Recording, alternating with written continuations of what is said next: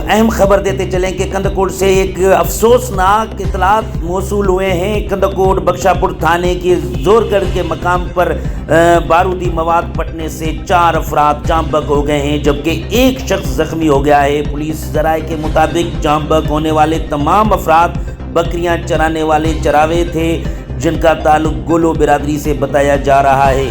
ذرائع کا یہ بھی کہنا ہے کہ زمین میں نصب بارودی مواد اچانک پھٹنے سے یہ افسوسناک واقعہ پیش آیا ہے۔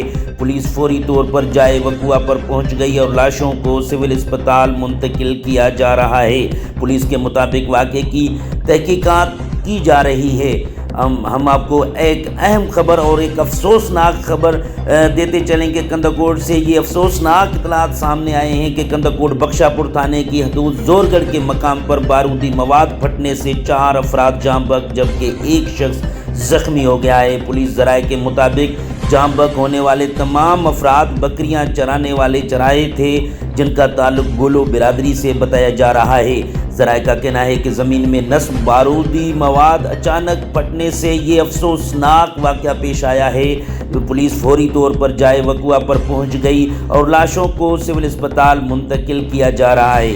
پولیس کے مطابق واقعے کی تحقیقات کی جا رہی ہے۔